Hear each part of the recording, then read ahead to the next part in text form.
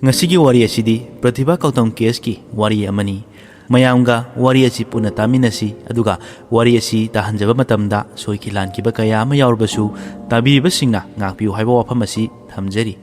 Wari asi Uttar Pradesh ki Kanpur da Circuit House Colony haina ama lay. Masigi mafamda Judicial Magistrate ama layrami. Mahak adudi Pratibha Kautamni. Mahakna mafam asida layba asi yamna kuidribani. Mahak asi luhonglabani. Mahaki mapuroibagi mamingna Manu Abhishek Rajan Kawi Mahaksu Delhi gi court Tis Hazari da practice tawribani. Mahaki nupina Kanpur da civil judge ni aduga magi nupana Delhi da lawyer ni. Hariba asi 2016 gi October 9 da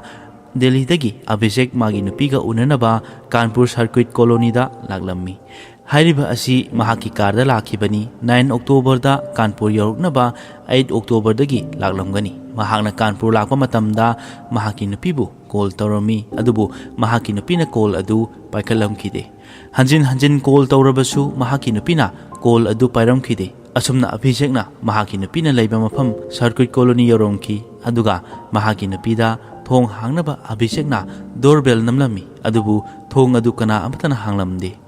Abhishekna hanjin doorbell namduna thong hangnaba hotnarami adubu thong adu hangmandabadagi thong adu mahakna namduna illaga thong adu hangnaba hotnarami. Hariba yum asida thabak tawbi nupi amasu lairibani. Mahakna su thong asi hanglamkhide.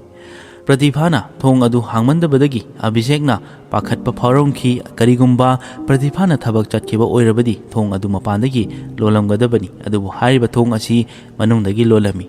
Abhishekna pakhatpadagi thong adu thugainaba tawrami thong aduda khona kaurami asumna mari mangara kaubada thong adu hanglamki thong adu hanglaga manung changwa matamda mahaki nupi Pratibha phenda thauri yanduna leirami aduga magi khutasu blade na lenkibagi mami leirami haibadi I taiduna leirami. Abhishekna pakhatuna magi nupi adubu kongkhanaba hotnabada Pratibha asi makhada taraklamki adugi matungda Abhishekna police station amada chalami hariba matam asi pung 8 muk taramlagani. Hariba police station asi Circuit Colony dagi kilometer 2-3 muk lapna laiba Kanpur gi police station amani. Mafam aduda Abhishekna mahaki nupi asi thauri yanduna siramle hairamki.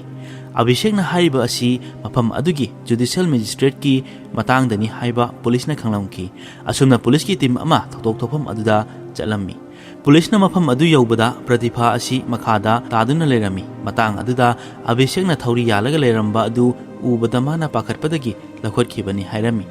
Siriba asi mafam adugi Judicial Magistrate Pratibha ni.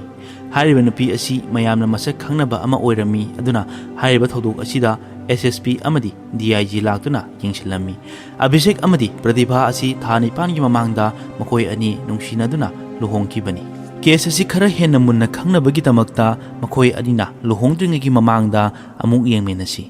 Pratibha asi Uttar Pradesh ki Urai hariba mafam adudagini mahak asina angang oiringaidagi yamna haisingba angang ama oirai aduga magi mapana bank amada thabak tawrami. Makoi middle class family ni.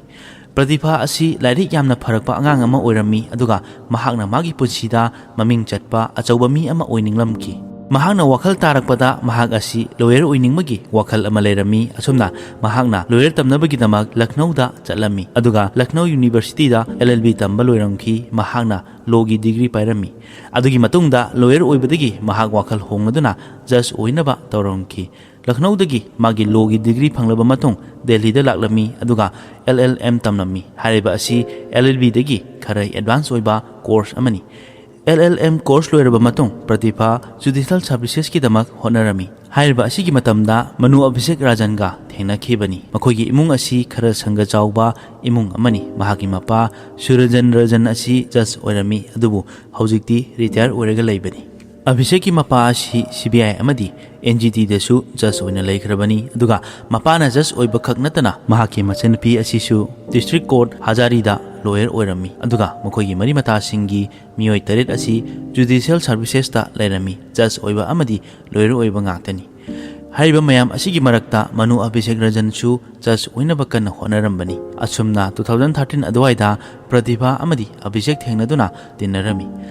ꯇꯤꯟꯅꯔꯝꯕꯗꯒꯤ ꯃꯈꯣꯏ ꯑꯅꯤ ꯇꯞꯅ ꯇꯞꯅ ꯅꯨꯡꯁꯤꯅꯔꯝꯃꯤ ꯑꯁꯨꯝꯅ ꯃꯇꯝ ꯍꯧꯈꯤꯕꯗꯒꯤ ꯃꯈꯣꯏ ꯑꯅꯤꯒꯤ ꯅꯨꯡꯁꯤꯅꯕ ꯑꯁꯤ ꯌꯥꯝꯅ ꯍꯦꯜꯂꯝꯈꯤ ꯑꯁꯨꯝꯅ ꯂꯨꯍꯣꯡꯅꯕꯒꯤ ꯋꯥꯔꯤ ꯐꯥꯎꯕ ꯁꯥꯟꯅꯔꯝꯃꯤ ꯑꯗꯨꯕꯨ ꯍꯥꯏꯔꯤꯕ ꯃꯌꯥꯝ ꯑꯁꯤ ꯌꯨꯝꯒꯤ ꯃꯤꯑꯣꯏꯁꯤꯡꯅ ꯂꯥꯏꯔꯤꯛ ꯇꯝꯂꯤꯕꯅꯤ ꯍꯥꯏꯅ ꯂꯩꯔꯤꯕꯅꯤ ꯑꯚꯤꯁꯦꯛꯀꯤ ꯌꯨꯝ ꯑꯁꯤ ꯗꯦꯜꯂꯤꯒꯤ ꯀꯔꯣꯜ ꯕꯥꯒꯇ ꯂꯩꯕꯅꯤ ꯑꯗꯨꯒ ꯄ꯭ꯔꯇꯤꯚꯥꯒꯤꯅ ꯎꯠꯇꯔ ꯄ꯭ꯔꯗꯦꯁꯀꯤ ꯎꯔꯥꯏꯗꯅꯤ 2013ꯗ UPPCSJꯒꯤ ꯑꯦꯛꯖꯥꯝ ꯂꯩꯔꯝꯃꯤ ꯍꯥꯏꯔꯤꯕ ꯑꯦꯛꯖꯥꯝ ꯑꯁꯤꯗ ꯑꯚꯤꯁꯦꯛ ꯑꯃꯗꯤ ꯄ꯭ꯔꯇꯤꯚꯥ ꯃꯈꯣꯏ ꯑꯅꯤꯅ ꯑꯦꯛꯖꯥꯝ ꯑꯗꯨ ꯊꯥꯔꯝꯃꯤ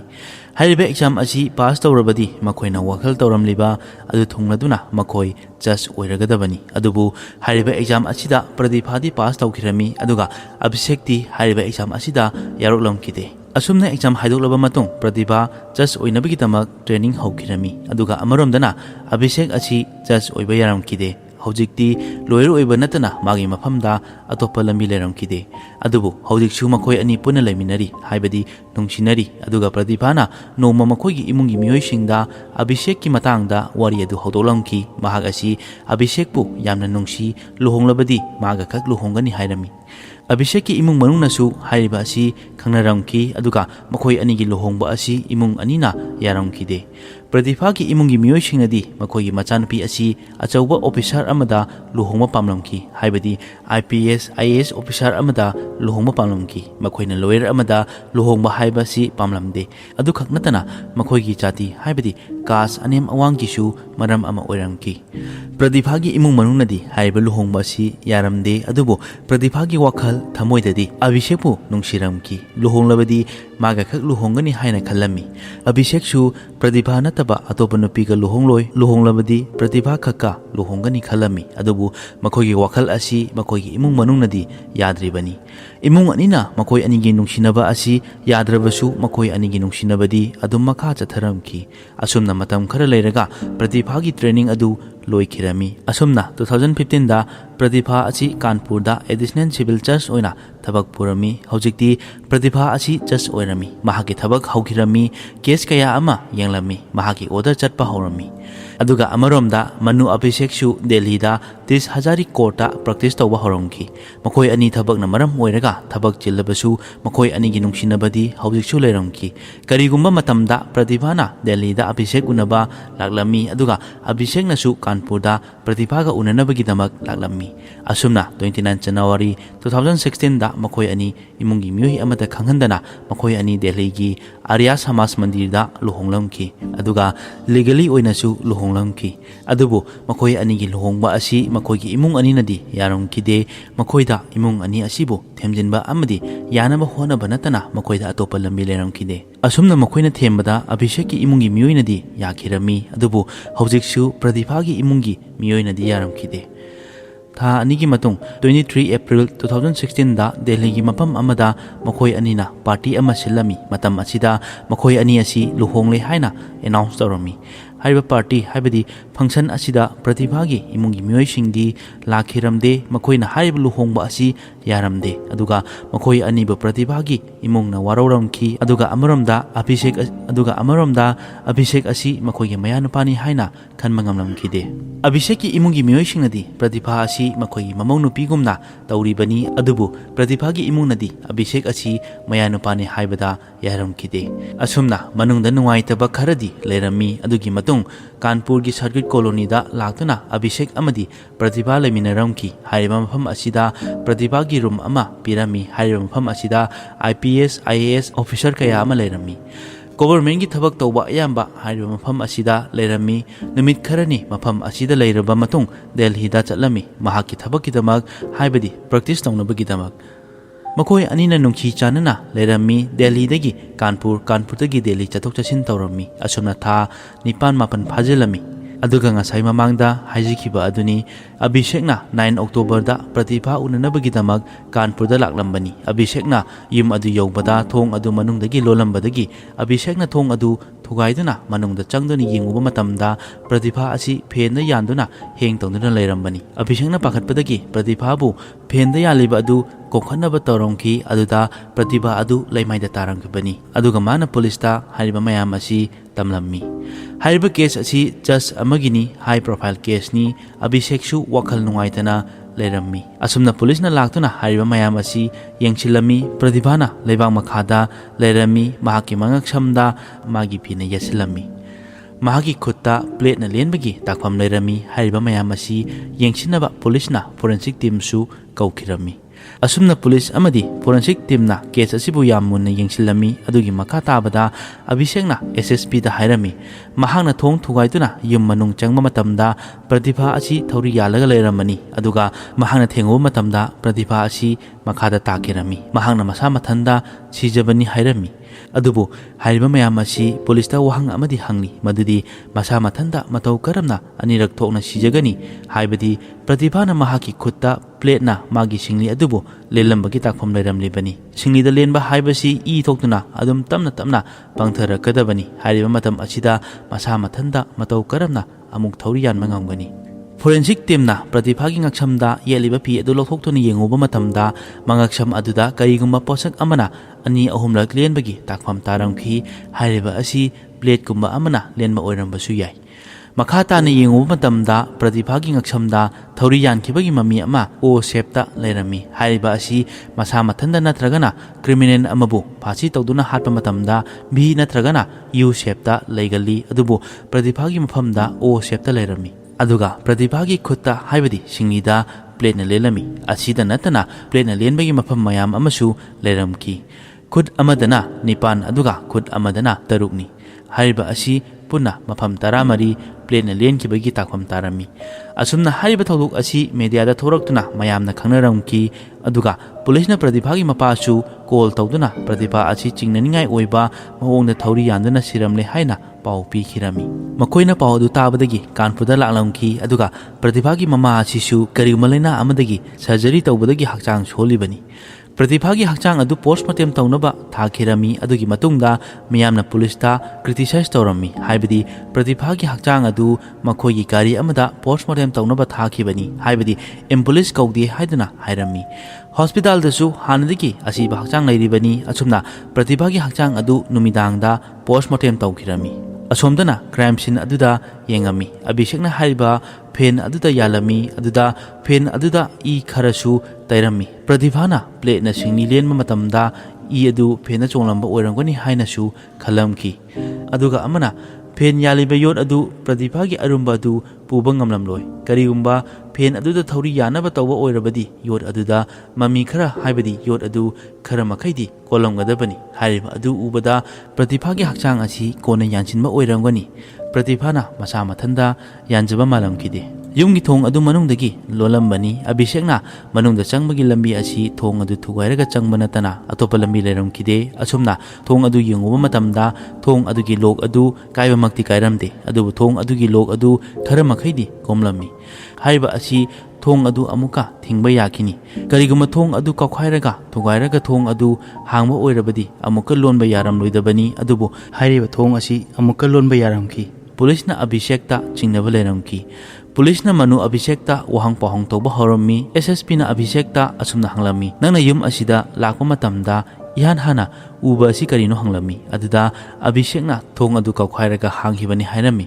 पुलिसना मखा ताना हंग्रिङैदा अभिषेकना माना लाकपगी वारी अदु हाइरमी दिल्लीदगी कानपुर फाउबा असि बाय रोडता लाकपनी अदुगा अइना लाकपा मतमदा प्रतिभादा कॉल तौरमी अदुबु अइगी कॉल अदु पाइखलमदे अइगी कॉल डिटेल्स येंगबदा खंगनी अदुगा लोकेशन जु येंगु हाइरमी वारी अदु करी मरमगिदमक डिटेल्स ता हाइरमलिबनो हाइबा अदु खंगलमखिदे पुलिसना मदुगी मतंगदा वहंग हंग्रिबनी हाइबा मयाम असि पुलिसना अभिषेकता चिंगनबा अमुका हेलमी अदुगा अभिषेकना कदाइदनो खंगदे अभिषेकना चटनबगी वा ततना हाइरमी अदुबा पुलिसना चटहलमखिदे अभिषेकना प्रतिभागी हक्चांग अदु लौधरमबनी महाक्ति लॉयर अमनी मरम असिना क्राइम सिंदा करी करी तौगदबनो मचादगी मचा अमा फाउबा केस अमा होंदोकपा यारिबनी अदुगा वहंग अमना थौदोक अदु थोलबा मतुंग अभिषेकना पुलिसता कॉल तौदुना हाइबा यारमी अदुबु महाकना कॉल तौदुना किलोमीटर अनि अहुम पुलिस स्टेशन दा लाखलगा हाइरमनिबनो हाइबा असि हंगलमखि अदुबु अभिषेकना मतम अदुदा महाकी वाखल असि पाखतपदगी वाखल चोइरमी मागी लोइनबिना ओइरमनिबा मतौ अदुदा हाइरमी ꯍꯥꯏꯔꯤꯕ ꯀꯣꯂꯣꯅꯤ ꯑꯁꯤꯗ ꯑꯆꯧꯕ ꯑꯣꯐꯤꯁꯥꯔ ꯃꯌꯥꯝ ꯑꯃ ꯂꯩꯔꯤꯕꯅꯤ, ꯃꯈꯣꯏꯒꯤ ꯁꯦꯀ꯭ꯌꯨꯔꯤꯇꯤ ꯂꯩꯔꯤꯕꯅꯤ꯫ ꯊꯣꯡ ꯑꯗꯨ ꯍꯥꯡꯕ ꯌꯥꯗꯕ ꯃꯇꯝꯗ ꯃꯍꯥꯛꯅ ꯀꯔꯤ ꯃꯔꯝꯒꯤꯗꯃꯛ ꯃꯤꯑꯣꯏ ꯀꯅꯥ ꯑꯃꯠꯇꯗ ꯍꯥꯏꯔꯝꯗ꯭ꯔꯤꯕꯅꯣ, ꯑꯗꯨꯒ ꯃꯍꯥꯛꯅ ꯌꯨꯝ ꯃꯅꯨꯡꯗ ꯆꯪꯂꯒ ꯄ꯭ꯔꯇꯤꯚꯥꯒꯤ ꯑꯁꯤꯕ ꯍꯛꯆꯥꯡ ꯑꯗꯨ ꯎꯔꯕ ꯐꯥꯎꯕ ꯃꯈꯣꯏꯒꯤ ꯅꯛꯅ ꯂꯩꯔꯤꯕ ꯃꯤꯑꯣꯏꯁꯤꯡ ꯑꯃꯗꯤ ꯒꯥꯔꯗ ꯇꯧꯗꯨꯅ ꯂꯩꯔꯤꯕ ꯃꯈꯣꯏꯗ ꯀꯔꯤ ꯃꯔꯝꯒꯤꯗꯃꯛ ꯍꯥꯏꯔꯝꯗꯅ ꯄꯨꯂꯤꯁ ꯁ꯭ꯇꯦꯁꯟꯗ ꯂꯥꯛꯂꯝꯂꯤꯕꯅꯣ ꯍꯥꯏꯕ ꯑꯁꯤꯅꯤ꯫ ꯄ꯭ꯔꯇꯤꯚꯥꯒꯤ ꯏꯃꯨꯡ ꯃꯅꯨꯡꯒꯤ ꯃꯤꯑꯣꯏꯁꯤꯡꯁꯨ ꯂꯥꯛꯂꯝꯃꯤ, ꯑꯗꯨꯒ ꯍꯥꯏꯔꯤꯕ ꯄ꯭ꯔꯇꯤꯚꯥꯒꯤ ꯃꯤꯁꯤ ꯑꯁꯤ ꯑꯚꯤꯁꯦꯛꯀꯤ ꯏꯃꯨꯡ ꯃꯅꯨꯡꯅ ꯍꯥꯠꯄꯅꯤ ꯍꯥꯏꯅ ꯃꯔꯥꯜ ꯁꯤꯔꯝꯃꯤ꯫ ꯑꯚꯤꯁꯦꯛꯅ ꯄ꯭ꯔꯇꯤꯚꯥꯒꯤ ꯏꯃꯨꯡ ꯃꯅꯨꯡꯒꯤ ꯃꯤꯑꯣꯏꯁꯤꯡꯒ ꯋꯥꯔꯤ ꯁꯥꯅꯕ ꯌꯥꯍꯜꯂꯝꯈꯤꯗꯦ, ꯄ꯭ꯔꯇꯤꯚꯥꯕꯨ ꯃꯈꯣꯏꯅ ꯄꯨꯔꯥ ꯀꯟꯇ꯭ꯔꯣꯜ ꯇꯧꯗꯨꯅ ꯂꯩꯔꯝꯃꯤ ꯍꯥꯏꯔꯝꯈꯤ꯫ ꯍꯥꯏꯔꯤꯕ ꯅꯨꯃꯤꯠ ꯑꯁꯤꯗ ꯄ꯭ꯔꯇꯤꯚꯥꯒꯤ ꯏꯃꯨꯡꯒꯤ ꯃꯤꯑꯣꯏꯅ ꯑꯚꯤꯁꯦꯛ ꯈꯣꯏꯒꯤ ꯏꯃꯨꯡꯗ ꯄ꯭ꯔꯇꯤꯚꯥ ꯑꯁꯤ ꯃꯈꯣꯏꯅ ꯍꯥꯠꯄꯅꯤ ꯍꯥꯏꯅ ꯔꯤꯄꯣꯔꯠ ꯑꯃ ꯏꯈꯠꯂꯝꯃꯤ꯫ ꯁꯦꯛꯁꯟ 302 ꯍꯥꯏꯕꯗꯤ ꯃꯤꯍꯥꯠꯄꯒꯤ, ꯑꯗꯨꯒ 304B ꯑꯎꯟꯄꯣꯠꯀꯤ ꯃꯔꯝꯗ ꯃꯤꯁꯤ ꯑꯁꯤ ꯑꯣꯏꯈꯤꯕꯅꯤ ꯍꯥꯏꯕ ꯔꯤꯄꯣꯔꯠ ꯏꯍꯜꯂꯝꯃꯤ꯫ ꯄ꯭ꯔꯇꯤꯚꯥꯒꯤ ꯃꯄꯥꯅ ꯍꯥꯏꯔꯝꯃꯤ ꯑꯚꯤꯁꯦꯛ ꯈꯣꯏꯒꯤ ꯏꯃꯨꯡꯅ ꯄ꯭ꯔꯇꯤꯚꯥ ꯑꯁꯤ ꯍꯥꯠꯄꯅꯤ, ꯑꯗꯨ ꯅꯠꯇ꯭ꯔꯒꯅ ꯄ꯭ꯔꯇꯤꯚꯥꯅ ꯁꯤꯅꯕ ꯃꯈꯣꯏꯅ ꯏꯟꯁꯤꯜꯂꯝꯕꯅꯤ ꯍꯥꯏꯔꯝꯃꯤ꯫ ꯄ꯭ꯔꯇꯤꯚꯥ ꯑꯁꯤ ꯌꯥꯝ ꯅꯨꯡꯉꯥꯏꯅ ꯂꯩꯔꯝꯕ ꯅꯨꯄꯤ ꯑꯃꯅꯤ, ꯌꯥꯝꯅ ꯏꯟꯗꯤꯄꯦꯟꯗꯦꯟꯠ ꯑꯣꯏꯅ ꯍꯤꯡꯂꯛꯄꯅꯤ꯫ ꯆꯍꯤ 5 ꯂꯈꯅꯧꯗ ꯂꯩꯔꯝꯃꯤ, ꯑꯗꯨꯒ ꯆꯍꯤ 3ꯅ ꯗꯦꯜꯂꯤꯗ ꯂꯩꯔꯛꯄꯅꯤ꯫ ꯍꯥꯏꯔꯤꯕ ꯑꯁꯤ ꯃꯍꯥꯛ ꯃꯊꯟꯗ ꯍꯤꯡꯂꯛꯄꯅꯤ, ꯃꯁꯥꯅ ꯁꯦꯜ ꯇꯥꯟꯖꯗꯨꯅ ꯍꯤꯡꯂꯝꯕꯅꯤ꯫ ꯃꯦꯟꯇꯦꯜꯂꯤ ꯌꯥꯝꯅ ꯁ꯭ꯇꯔꯣꯡ ꯑꯣꯏ꯫ ꯃꯍꯥꯛꯅ ꯃꯁꯥ ꯃꯊꯟꯇ ꯃꯇꯧ ꯀꯔꯝꯅ ꯁꯤꯖꯒꯅꯤ ꯍꯥꯏꯕ ꯑꯁꯤ ꯃꯈꯣꯏꯒꯤ ꯃꯃꯥ ꯃꯄꯥꯅ ꯊꯥꯖꯈꯤꯔꯝꯗꯦ꯫ 9 ꯑꯣꯛꯇꯣꯕꯔꯗ ꯄ꯭ꯔꯇꯤꯚꯥꯒꯤ ꯄꯣꯁꯠꯃꯣꯔꯇꯦꯝ ꯇꯧꯈꯤꯕꯅꯤ, ꯑꯗꯨꯗ ꯗꯣꯛꯇꯔ ꯃꯔꯤꯅ ꯇꯧꯔꯝꯃꯤ꯫ ꯄꯣꯁꯠꯃꯣꯔꯇꯦꯝꯒꯤ ꯔꯤꯄꯣꯔꯠꯇ ꯑꯁꯦꯡꯕ ꯃꯌꯥꯝ ꯑꯃ ꯈꯪꯕ ꯉꯝꯂꯝꯈꯤ꯫ ꯍꯥꯏꯔꯤꯕ ꯃꯤꯁꯤ ꯑꯁꯤ ꯁꯣꯔ ꯍꯣꯟꯕ ꯉꯝꯗꯕꯗꯒꯤ ꯑꯣꯏꯈꯤꯕꯅꯤ, ꯑꯗꯨꯕꯨ ꯍꯥꯏꯔꯤꯕ ꯑꯁꯤꯒꯤ ꯃꯃꯥꯡꯗ ꯄ꯭ꯔꯇꯤꯚꯥꯗ ꯐꯨꯕ ꯆꯩꯕ ꯇꯧꯔꯝꯃꯤ꯫ ꯆꯩꯒꯨꯝꯕ ꯑꯃꯅ ꯐꯨꯕꯒꯤ ꯇꯥꯛꯐꯝ ꯇꯥꯔꯝꯃꯤ꯫ ꯃꯍꯥꯛꯀꯤ ꯃꯈꯨꯠꯇ ꯄ꯭ꯂꯦꯠꯅ ꯄꯨꯟꯅ ꯃꯐꯝ 14 ꯂꯦꯟꯕꯒꯤ ꯃꯃꯤ, ꯑꯗꯨꯒ ꯃꯈꯧꯔꯤꯗ 3ꯂꯛ ꯄ꯭ꯂꯦꯠꯅ ꯂꯦꯟꯕꯒꯤ ꯃꯃꯤ ꯂꯩꯔꯝꯃꯤ꯫ ꯑꯗꯨꯒ ꯃꯍꯥꯛꯀꯤ ꯍꯛꯆꯥꯡꯒꯤ ꯃꯐꯝ ꯀꯌꯥꯗ ꯆꯩꯅ ꯐꯨꯕꯒꯤ ꯇꯥꯛꯐꯝ 10ꯃꯨꯛ ꯂꯩꯔꯝꯈꯤ꯫ ꯑꯗꯨꯒ ꯑꯃꯅ ꯄ꯭ꯔꯇꯤꯚꯥ ꯑꯁꯤ ꯊꯥ 3.5ꯒꯤ ꯉꯥꯎꯄꯨꯔꯝꯃꯤ, ꯍꯥꯏꯕꯗꯤ ꯃꯤꯔꯣꯜꯂꯝꯃꯤ꯫ ꯄ꯭ꯔꯇꯤꯚꯥ ꯑꯁꯤ ꯊꯕꯛ ꯆꯥꯎꯅ ꯇꯧꯔꯤꯕꯅꯤ, ꯁꯦꯜ ꯊꯣꯛꯂꯤꯕꯅꯤ, ꯏꯃꯨꯡ ꯄꯨꯔꯤꯕꯅꯤ꯫ ꯃꯍꯥꯛꯀꯤ ꯄꯨꯟꯁꯤꯗ ꯅꯨꯡꯉꯥꯏꯇꯕ, ꯃꯍꯥꯛꯅ ꯁꯨꯏꯁꯥꯏꯗ ꯇꯧꯅꯕꯒꯤ ꯃꯔꯝ ꯑꯇꯩ ꯀꯔꯤꯁꯨ ꯂꯩꯔꯝꯈꯤꯗꯦ, ꯑꯗꯨꯕꯨ ꯀꯔꯤꯒꯨꯝꯕ ꯑꯃꯗꯒꯤ ꯂꯩꯔꯦ ꯍꯥꯏꯅ ꯈꯜꯂꯕꯁꯨ ꯃꯍꯥꯛꯀꯤ ꯍꯛꯆꯥꯡꯗ ꯆꯩꯅ ꯐꯨꯕꯒꯤ ꯇꯥꯛꯐꯝ ꯑꯗꯨꯒ ꯄ꯭ꯂꯦꯠꯅ ꯂꯦꯟꯕꯒꯤ ꯇꯥꯛꯐꯝ ꯃꯇꯧ ꯀꯔꯝꯅ ꯇꯥꯔꯝꯂꯤꯕꯅꯣ? ꯑꯗꯨꯒ ꯑꯚꯤꯁꯦꯛꯅ ꯃꯥꯒꯤ ꯁ꯭ꯇꯦꯠꯃꯦꯟꯠ ꯄꯤꯕ ꯃꯇꯝꯗ ꯍꯥꯟꯅ ꯃꯥꯅ ꯍꯥꯏꯈ꯭ꯔꯤꯕ ꯋꯥꯔꯤ ꯑꯗꯨꯒ ꯃꯥꯟꯅꯔꯝꯈꯤꯗꯦ꯫ ꯍꯥꯏꯔꯤꯕ ꯈꯨꯗꯤꯡ ꯑꯗꯨ ꯑꯗꯨꯝ ꯁꯦꯝꯗꯣꯛꯂꯝꯃꯤ, ꯑꯗꯨꯒ ꯃꯥꯅ ꯋꯥꯔꯤ ꯍꯥꯏꯕ ꯃꯇꯝꯗ ꯃꯁꯥꯗ ꯆꯤꯡꯅꯕ ꯈꯔ ꯂꯩꯔꯝꯃꯤ꯫ ꯄꯣꯁꯠꯃꯣꯔꯇꯦꯝꯒꯤ ꯔꯤꯄꯣꯔꯠ ꯂꯥꯛꯄꯗꯒꯤ ꯍꯥꯏꯔꯤꯕ ꯀꯦꯁ ꯑꯁꯤ ꯑꯚꯤꯁꯦꯛꯇ ꯑꯃꯨꯛꯀ ꯍꯦꯟꯅ ꯆꯤꯡꯅꯕ ꯑꯣꯏꯔꯝꯃꯤ꯫ ꯄꯨꯂꯤꯁꯅ ꯑꯚꯤꯁꯦꯛꯄꯨ ꯃꯈꯣꯏꯒꯤ ꯀꯁꯇꯗꯤꯗ ꯊꯝꯂꯝꯃꯤ꯫ ꯄꯨꯂꯤꯁꯅ ꯍꯥꯏꯔꯤꯕ ꯀꯦꯁ ꯑꯁꯤꯗ ꯌꯥꯝ ꯆꯦꯛꯁꯤꯟꯅ ꯊꯕꯛ ꯇꯧꯕ ꯇꯥꯔꯝꯈꯤ꯫ ꯍꯥꯏꯔꯤꯕ ꯀꯦꯁ ꯑꯁꯤ ꯂꯣꯌꯔ ꯑꯃꯒꯤ ꯃꯐꯝꯗ ꯊꯣꯛꯂꯤꯕ ꯑꯃꯅꯤ, ꯑꯗꯨꯒ ꯑꯚꯤꯁꯦꯛꯀꯤ ꯃꯄꯥ ꯑꯁꯤ ꯖꯖ ꯑꯣꯏꯅ ꯊꯕꯛ ꯀꯌꯥ ꯑꯃ ꯇꯧꯈ꯭ꯔꯕꯅꯤ, ꯑꯗꯨꯒ ꯃꯍꯥꯛꯀꯤ ꯃꯆꯟꯅꯨꯄꯤꯁꯨ ꯖꯖ ꯑꯣꯏꯔꯤꯕꯅꯤ꯫ ꯃꯔꯝ ꯑꯁꯤꯅ ꯄꯨꯂꯤꯁꯅ ꯊꯕꯛ ꯄꯨꯝꯅꯃꯛ ꯑꯁꯤ ꯌꯥꯝ ꯆꯦꯛꯁꯤꯟꯅ ꯊꯕꯛ ꯇꯧꯕ ꯃꯊꯧ ꯇꯥꯔꯝꯈꯤ꯫ ꯑꯚꯤꯁꯦꯛ ꯖꯨꯗꯤꯁꯤꯌꯦꯜ ꯀꯁꯇꯗꯤꯒꯤꯗꯃꯛ ꯃꯍꯥꯛ ꯑꯁꯤ ꯀꯣꯔꯠꯇ ꯄꯨꯊꯣꯛꯀꯗꯕꯅꯤ꯫ ꯑꯁꯨꯝꯅ ꯀꯣꯔꯠꯇ ꯄꯨꯊꯣꯛꯂꯝꯈꯤ, ꯑꯗꯨꯒ ꯃꯌꯥꯝꯒꯤ ꯑꯣꯏꯅ ꯅꯨꯃꯤꯠ 3ꯇꯒꯤ ꯅꯨꯃꯤꯠ 14ꯅꯤ ꯐꯥꯎꯕ ꯀꯁꯇꯗꯤꯒꯤ ꯑꯌꯥꯕ ꯑꯁꯤ ꯐꯪꯕꯅꯤ, ꯑꯗꯨꯕꯨ ꯑꯚꯤꯁꯦꯛꯀꯤ ꯃꯐꯝꯗꯗꯤ ꯄ꯭ꯔꯦꯁꯔ ꯌꯥꯝꯅ ꯂꯩꯕꯅ ꯃꯔꯝ ꯑꯣꯏꯔꯒ ꯄꯨꯡ 8 ꯈꯛ ꯐꯪꯂꯝꯈꯤ꯫ ꯑꯁꯣꯝꯗꯅ ꯄ꯭ꯔꯇꯤꯚꯥꯒꯤ ꯍꯛꯆꯥꯡ ꯑꯗꯨ ꯄꯣꯁꯠꯃꯣꯔꯇꯦꯝ ꯇꯧꯕ ꯂꯣꯏꯔꯒ ꯃꯍꯥꯛꯀꯤ ꯑꯔꯣꯏꯕ ꯃꯊꯧ ꯃꯉꯝ ꯄꯥꯡꯊꯣꯛꯅꯕꯒꯤꯗꯃꯛ ꯌꯨꯝꯒꯤ ꯃꯤꯑꯣꯏꯁꯤꯡꯗ ꯁꯤꯟꯅꯔꯝꯈꯤ꯫ ꯃꯈꯣꯏꯒꯤ ꯃꯃꯥ ꯃꯄꯥ ꯑꯃꯗꯤ ꯃꯈꯣꯏꯒꯤ ꯏꯃꯨꯡ ꯃꯅꯨꯡꯒꯤ ꯃꯤꯑꯣꯏꯁꯤꯡꯅ ꯄ꯭ꯔꯇꯤꯚꯥꯒꯤ ꯃꯤꯁꯤ ꯑꯁꯤ ꯄꯦꯟꯅꯔꯝꯈꯤꯗꯦ, ꯑꯁꯨꯝꯅ ꯋꯥꯈꯜ ꯅꯨꯡꯉꯥꯏꯇꯅ ꯀꯞꯅꯔꯝꯈꯤ꯫ ꯍꯥꯏꯔꯤꯕ ꯑꯁꯤ ꯃꯈꯣꯏꯒꯤ ꯏꯃꯨꯡꯅꯗꯤ ꯍꯥꯟꯅꯗꯒꯤ ꯑꯚꯤꯁꯦꯛꯇ ꯂꯨꯍꯣꯡꯕ ꯑꯁꯤ ꯌꯥꯈꯤꯗꯕꯅꯤ꯫ ꯃꯈꯣꯏꯒꯤ ꯏꯃꯨꯡꯅ ꯄ꯭ꯔꯇꯤꯚꯥꯗ ꯀꯔꯝꯕ ꯄꯣꯠꯁꯦꯝ ꯖꯥꯗꯨ ꯇꯧꯔꯕꯅꯣ ꯍꯥꯏꯅ ꯁꯥꯎꯅꯔꯝꯃꯤ꯫ ꯑꯚꯤꯁꯦꯛꯅ ꯀꯣꯜ ꯇꯧꯔꯛꯄ ꯃꯇꯝꯗ ꯊꯋꯥꯏ ꯅꯨꯡꯉꯥꯏꯇꯕ ꯑꯃ ꯇꯧꯔꯝꯃꯤ꯫ ꯍꯥꯏꯔꯤꯕ ꯑꯗꯨ ꯃꯍꯥꯛꯀꯤ ꯃꯅꯥꯎꯅꯨꯄꯤꯅ ꯍꯪꯕꯗ ꯄ꯭ꯔꯇꯤꯚꯥꯅ ꯍꯥꯏꯗꯣꯛꯂꯝꯈꯤꯗꯦ꯫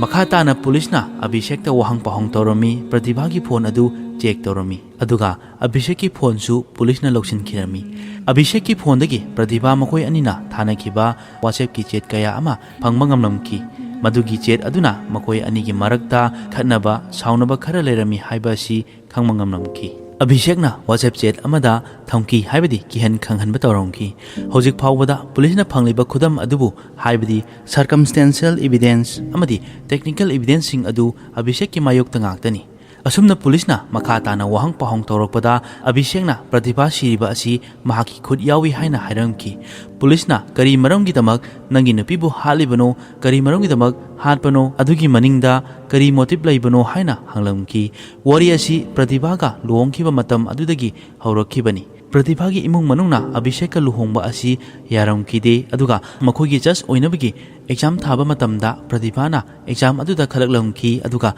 ꯑꯚꯤꯁꯦꯛꯅ ꯈꯜꯂꯛꯂꯝꯈꯤꯗꯦ ꯑꯗꯨꯕꯨ ꯑꯚꯤꯁꯦꯛꯅ ꯈꯔ ꯃꯈꯩꯗꯤ ꯃꯍꯥꯛꯀꯤ ꯃꯔꯥꯏꯕꯛꯀꯤꯅꯤ ꯍꯥꯏꯅ ꯈꯟꯗꯣꯛꯂꯝꯈꯤ ꯑꯗꯨꯕꯨ ꯍꯥꯏꯔꯤꯕ ꯑꯁꯤ ꯀꯣꯟꯅꯒꯤ ꯋꯥꯅꯤ ꯂꯨꯍꯣꯡꯂꯕ ꯃꯇꯨꯡ ꯃꯈꯣꯏꯅ ꯀꯥꯟꯄꯨꯔꯒꯤ ꯁꯥꯔꯀ꯭ꯋꯤꯠ ꯀꯣꯂꯣꯅꯤ ꯑꯗꯨꯗ ꯌꯥꯝ ꯅꯨꯡꯁꯤꯅꯅ ꯅꯨꯡꯉꯥꯏꯅ ꯂꯩꯔꯝꯈꯤ ꯑꯗꯨꯒ ꯊꯥ 9-10 ꯁꯨꯔꯛꯄ ꯃꯇꯝꯗ ꯄ꯭ꯔꯇꯤꯚꯥꯅ ꯑꯚꯤꯁꯦꯛꯇ ꯅꯨꯡꯉꯥꯏꯕ ꯄꯥꯎ ꯑꯃ ꯇꯝꯂꯝꯈꯤ ꯃꯍꯥꯛ ꯑꯁꯤ ꯃꯄꯥ ꯑꯣꯏꯒꯗꯧꯔꯦ ꯍꯥꯏꯅ ꯄ꯭ꯔꯇꯤꯚꯥ ꯑꯣꯛꯇꯣꯕꯔ ꯊꯥ ꯌꯧꯔꯛꯄꯗ ꯊꯥ 3.5 ꯑꯉꯥꯡ ꯃꯤꯔꯣꯜꯂꯝꯂꯕꯅꯤ ꯑꯗꯨꯕꯨ ꯍꯥꯏꯔꯤꯕ ꯄꯥꯎ ꯑꯁꯤ ꯑꯚꯤꯁꯦꯛꯇꯤ ꯀꯔꯤꯁꯨ ꯅꯨꯡꯉꯥꯏꯕ ꯂꯩꯔꯝꯈꯤꯗꯦ ꯄ꯭ꯔꯇꯤꯚꯥꯗꯤ ꯌꯥꯝꯅ ꯍꯔꯥꯎꯔꯝꯈꯤ ꯑꯁꯨꯝꯅ ꯄ꯭ꯔꯇꯤꯚꯥꯅ ꯃꯥꯒꯤ ꯃꯃꯥꯗ ꯀꯣꯜ ꯇꯧꯗꯨꯅ ꯅꯨꯡꯉꯥꯏꯕ ꯄꯥꯎ ꯑꯗꯨ ꯇꯝꯂꯝꯃꯤ ꯑꯗꯨ ꯇꯥꯕꯗ ꯃꯃꯥꯁꯨ ꯍꯔꯥꯎꯔꯝꯈꯤ ꯑꯗꯨꯒ ꯃꯆꯥꯅꯨꯄꯤꯒꯁꯨ ꯎꯅꯕ ꯄꯥꯝꯂꯝꯈꯤ ꯑꯗꯨꯕꯨ ꯍꯥꯏꯔꯤꯕ ꯃꯌꯥꯝ ꯑꯁꯤ ꯑꯚꯤꯁꯦꯛꯀꯤ ꯀꯣꯛꯇ ꯋꯥꯈꯜ ꯑꯃꯗꯤ ꯂꯩꯔꯝꯃꯤ ꯃꯍꯥꯛꯀꯤ ꯅꯨꯄꯤ ꯑꯁꯤ ꯊꯕꯛꯀꯤ ꯐꯝꯗ ꯌꯦꯡꯅꯔꯨꯕꯗꯤ ꯃꯍꯥꯛꯀꯤ ꯅꯨꯄꯤ ꯑꯁꯤꯅ ꯆꯥꯎꯕ ꯍꯦꯜꯂꯤꯕꯅꯤ ꯑꯗꯨꯒ ꯃꯈꯣꯏꯒꯤ ꯏꯃꯨꯡꯅ ꯃꯍꯥꯛꯄꯨ ꯃꯌꯥꯅꯨꯄꯥ ꯑꯃ ꯑꯣꯏꯅ ꯈꯟꯕ ꯉꯝꯗ꯭ꯔꯤꯕꯅꯤ ꯑꯗꯨꯗ ꯅꯠꯇꯅ ꯍꯧꯖꯤꯛ ꯄ꯭ꯔꯇꯤꯚꯥ ꯑꯁꯤ ꯃꯃꯥ ꯑꯣꯏꯒꯗꯧꯔꯦ ꯔꯤꯄꯣꯔꯠ ꯑꯃꯒꯤ ꯃꯇꯨꯡ ꯏꯟꯅ ꯑꯚꯤꯁꯦꯛ ꯑꯁꯤ ꯌꯥꯝꯅ ꯂꯥꯡꯕ ꯄꯥꯝꯕ ꯃꯃꯥꯟꯅꯕꯁꯤꯡꯒ ꯄꯨꯟꯗꯅ ꯀꯣꯏꯕ ꯆꯠꯄ ꯄꯥꯝꯂꯝꯈꯤ ꯀꯔꯤꯒꯨꯝꯕ ꯑꯉꯥꯡ ꯌꯥꯎꯔꯕꯗꯤ ꯃꯉꯣꯟꯗ ꯑꯉꯥꯡ ꯑꯗꯨꯒꯤ ꯔꯦꯁꯄꯣꯟꯁꯤꯕꯤꯂꯤꯇꯤ ꯂꯥꯛꯂꯒꯅꯤ ꯃꯍꯥꯛꯅ ꯀꯣꯏꯕ ꯂꯥꯡꯕ ꯌꯥꯔꯔꯣꯏ ꯈꯜꯂꯝꯈꯤ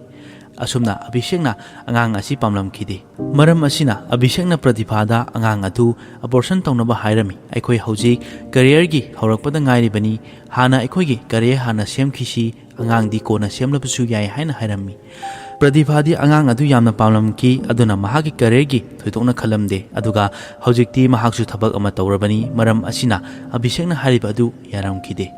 ꯃꯔꯝ ꯑꯁꯤꯗꯒꯤ ꯃꯈꯣꯏ ꯑꯅꯤ ꯈꯠꯅꯕ ꯍꯧꯔꯝꯃꯤ ꯑꯗꯨꯒ ꯑꯚꯤꯁꯦꯛꯅ ꯄ꯭ꯔꯇꯤꯚꯥꯒꯤ ꯃꯃꯥ ꯍꯣꯏꯒ ꯋꯥꯔꯤ ꯁꯥꯅꯕ ꯑꯗꯨ ꯑꯚꯤꯁꯦꯛꯅ ꯊꯤꯡꯂꯝꯈꯤ ꯄ꯭ꯔꯇꯤꯚꯥ ꯑꯁꯤ ꯃꯤꯌꯥꯝꯒꯤ ꯃꯤꯠꯌꯦꯡꯗ ꯖꯁ ꯑꯃ ꯑꯣꯏꯅ ꯎꯔꯕꯁꯨ ꯃꯍꯥꯛꯁꯨ ꯅꯨꯄꯤ ꯑꯃꯅꯤ ꯏꯃꯨꯡ ꯄꯨꯔꯤꯕꯅꯤ ꯑꯗꯨꯒ ꯃꯃꯥꯁꯨ ꯑꯣꯏꯒꯗꯧꯔꯕꯅꯤ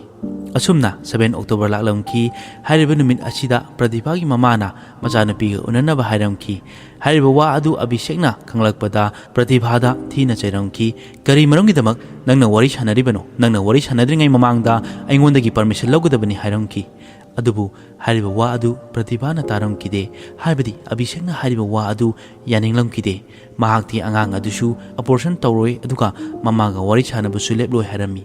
ꯑꯁꯤꯒꯤ ꯃꯃꯥꯡ 1 ꯑꯣꯛꯇꯣꯕꯔꯗ ꯑꯚꯤꯁꯦꯛ ꯑꯁꯤ ꯃꯍꯥꯛꯀꯤ ꯃꯃꯥꯟꯅꯕꯁꯤꯡꯒ ꯍꯤꯜ ꯁ꯭ꯇꯦꯁꯟꯗ ꯀꯣꯏꯕ ꯆꯠꯂꯝꯈꯤ ꯑꯁꯨꯝꯅ 7 ꯑꯣꯛꯇꯣꯕꯔꯗ ꯃꯥꯒꯤ ꯅꯨꯄꯤꯗ ꯆꯩꯔꯝꯕꯅꯤ ꯑꯗꯨꯕꯨ ꯍꯥꯏꯔꯤꯕ ꯑꯁꯤ ꯃꯍꯥꯛ ꯃꯁꯥꯃꯛꯇꯤ ꯌꯥꯝꯅ ꯐ꯭रीडम ꯑꯣꯏꯅ ꯀꯣꯏꯕ ꯂꯥꯡꯕ ꯇꯧꯔꯤꯕꯅꯤ ꯑꯗꯨꯕꯨ ꯍꯥꯏꯔꯤꯕ ꯑꯁꯤ ꯃꯥꯒꯤ ꯅꯨꯄꯤꯗꯗꯤ ꯔꯦꯁꯇ꯭ꯔꯤꯛꯁꯟ ꯀꯌꯥ ꯑꯃ ꯊꯝꯂꯝꯃꯤ ꯃꯈꯣꯏ ꯑꯅꯤ ꯑꯁꯤ WhatsAppꯇꯁꯨ ꯀꯣꯜ ꯇꯧꯗꯨꯅ ꯋꯥꯔꯤ ꯁꯥꯟꯅꯔꯝꯃꯤ ꯑꯗꯨꯒ ꯃꯦꯁꯦꯖꯁꯨ ꯊꯥꯅꯔꯝꯈꯤ WhatsApp ꯑꯗꯨꯒꯤ ꯋꯥꯔꯣꯜꯗꯤ ꯑꯉꯥꯡ ꯑꯗꯨꯕꯨ ꯑꯕꯣꯔꯁꯟ ꯇꯧꯅꯕꯒꯤ ꯃꯇꯥꯡꯗꯅꯤ ꯍꯥꯏꯔꯤꯕ ꯅꯨꯃꯤꯠ ꯑꯁꯤ 7 ꯑꯣꯛꯇꯣꯕꯔꯅꯤ ꯑꯁꯨꯝꯅ ꯈꯟꯅꯔꯒ ꯄ꯭ꯔꯇꯤꯚꯥꯅ 8 ꯑꯣꯛꯇꯣꯕꯔꯗ ꯗꯦꯜꯂꯤꯗ ꯂꯥꯛꯅꯕ ꯍꯥꯏꯔꯝꯈꯤ ꯑꯗꯨꯕꯨ ꯑꯚꯤꯁꯦꯛꯅ ꯂꯥꯛꯀꯅꯨ ꯍꯥꯏꯔꯝꯃꯤ 8 ꯑꯣꯛꯇꯣꯕꯔ ꯑꯁꯤꯗ ꯑꯚꯤꯁꯦꯛ ꯍꯤꯜ ꯁ꯭ꯇꯦꯁꯟꯗꯒꯤ ꯗꯦꯜꯂꯤꯗ ꯂꯥꯛꯀꯗꯕꯅꯤ ꯃꯍꯥꯛꯅ ꯃꯥꯒꯤ ꯅꯨꯄꯤꯗ ꯑꯊꯤꯡꯕ ꯀꯌా ꯊꯝꯕꯗ ꯅꯠꯇꯅ ꯃꯥꯒꯤ ꯅꯨꯄꯤꯕꯨ ꯋꯥꯍꯜꯂꯒ ꯑꯚꯤꯁꯦꯛꯅ ꯅꯨꯡꯉꯥꯏꯅ ꯀꯣꯏꯕ ꯆꯠꯂꯝꯃꯤ 8 ꯑꯣꯛꯇꯣꯕꯔꯒꯤ ꯅꯨꯃꯤꯗꯥꯡꯋꯥꯏꯔꯝꯗ ꯄ꯭ꯔꯇꯤꯚꯥ ꯇ꯭ꯔꯦꯟ ꯇꯣꯡꯗꯨꯅ ꯗꯦꯜꯂꯤꯗ ꯂꯥꯛꯂꯝꯃꯤ ꯑꯚꯤꯁꯦꯛꯅ ꯇ꯭ꯔꯦꯟ ꯁ꯭ꯇꯦꯁꯟꯗꯒꯤ ꯃꯥꯒꯤ ꯅꯨꯄꯤꯕु ꯀꯥꯔꯗ ꯂꯧꯕ ꯂꯥꯛꯂꯝꯃꯤ ꯑꯗꯨꯕꯨ ꯃꯈꯣꯏ ꯑꯅꯤ ꯑꯁꯤ ꯍꯥꯟꯅꯗꯒꯤ ꯈꯠꯅꯔꯤꯕꯅꯤ ꯁꯥꯎꯅꯔꯤꯕꯅꯤ ꯃꯈꯣꯏꯅ ꯀꯥꯔ ꯇꯣꯡꯗꯨꯅ ꯆꯠꯄ ꯃꯇꯝꯗ ꯑꯃꯨꯛ ꯈꯠꯅꯔꯝꯈꯤ ꯑꯁꯨꯝꯅ ꯄ꯭ꯔꯇꯤꯚꯥꯅ ꯁꯥꯎꯔꯗꯨꯅ ꯒꯥꯔꯤ ꯑꯗꯨ ꯈꯥꯝꯍꯜꯂꯒ ꯀꯥꯟꯄꯨꯔꯒꯤꯗꯃꯛꯇ ꯑꯃꯨꯛ ꯆꯠꯈꯤꯔꯝꯃꯤ ꯍꯥꯏꯔꯤꯕ ꯑꯗꯨ ꯑꯚꯤꯁꯦꯛꯅꯁꯨ ꯈꯪꯂꯝꯈꯤꯗꯦ ꯑꯗꯨꯒꯤ ꯃꯇꯨꯡꯗ ꯑꯚꯤꯁꯦꯛꯀꯤ ꯋꯥꯈꯜꯗ ꯀꯔꯤ ꯈꯜꯂꯛꯄꯗꯒꯤꯅꯣ ꯈꯪꯗꯦ ꯃꯍꯥꯛꯁꯨ ꯃꯥꯒꯤ ꯀꯥꯔꯗꯒꯤ ꯀꯥꯟꯄꯨꯔꯒꯤꯗꯃꯛ ꯆꯠꯂꯝꯃꯤ ꯄꯨꯡ 9ꯗꯒꯤꯅ ꯄꯨꯡ 9 ꯆꯪꯗꯨꯅ ꯀꯥꯟꯄꯨꯔ ꯐꯥꯎꯕ ꯒꯥꯔꯤ ꯊꯧꯗꯨꯅ ꯌꯧꯔꯛꯂꯝꯈꯤ